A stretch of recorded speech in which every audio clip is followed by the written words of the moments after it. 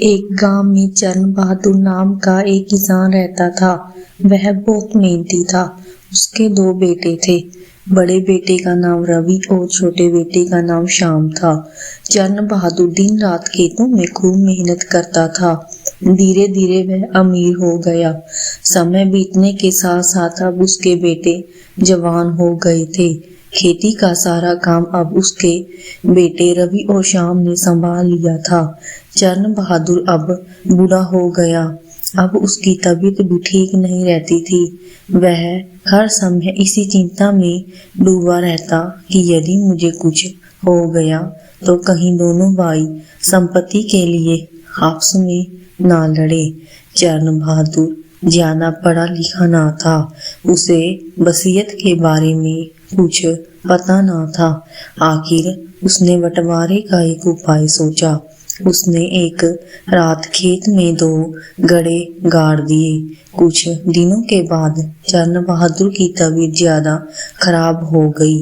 अपनी मृत्यु का समय निकट जानकर उसने अपने दोनों बेटों को बुलाया और कहा, मैंने खेत के दाएं कोने में 2 गड़ों में धन गाड़ दिया है। मेरे मरने के बाद दोनों गड़े निकाल लेना और जिसे जो मिले उसी में ही संतोष रहना।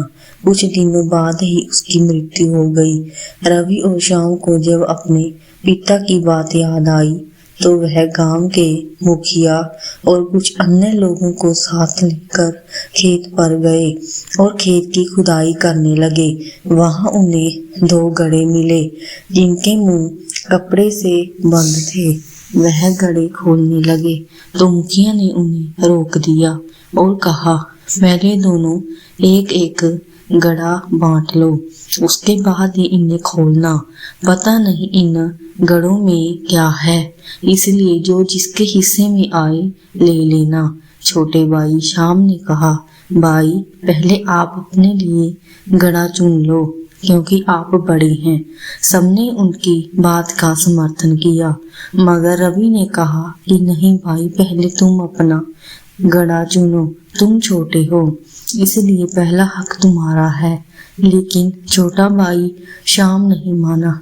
तब रवि ने एक गड़ा उठा लिया, दूसरा गड़ा श्याम ने उठा लिया। अब रवि ने अपना गड़ा खोला, उसमें सोना तथा जेवरात थे। वह खुशी से उछल पड़ा। श्याम ने अपना गड़ा खोला, उसमें मिट्टी निकली। यह देखकर वह उदास हो गया। रवि खुशी से नाचते हुए बोला, पिताजी मुझे प्यार करते थे इसलिए मुझे सोना तथा जेवरात मिले। श्याम चुप खड़ा था। उसकी समझ में नहीं आया कि पिता ने एक गड़े में मिट्टी क्यों रखी। उसे लगा कि इसमें जरूर कोई रहस्य छिपा है। उसने लोगों से पूछा लेकिन किसी की समझ में कुछ नहीं आया। मुखिया ने कहा, तुम इस गड़े को लेकर राजा के पास जाओ और उनसे पूछो, वे अवश्य ही इस पहेली को सुलझा देंगे। कई लोगों के साथ लेकर श्याम दरबार में पहुंचा। उसने महाराज को पूरी बात बताई और अपना गड़ा भी दिखाया। पहले तो महाराज सोच में पड़ गया, फिर कुछ सोचकर हंसने लगे और बोले, यह तो बड़ी ही साधारण बात है। तुम्हारे पिता ने गड़े में मिट्टी इसलिए रखी कि जिसके पास मिट्टी वाला गड़ा आएगा वही जमीन का मालिक होगा। सब राजा के निर्णय की सराहना करने लगे। अब श्याम को मिट्टी से भरे गड़े से कोई शिकायत नहीं थी। अगर आपको हमारी ये कहानी अच्छी लगी तो चैनल को लाइक और सब्सक्राइब जरूर करना और कमेंट करके बताना कि आपको ये कहानी कैसी लगी। धन्यवाद।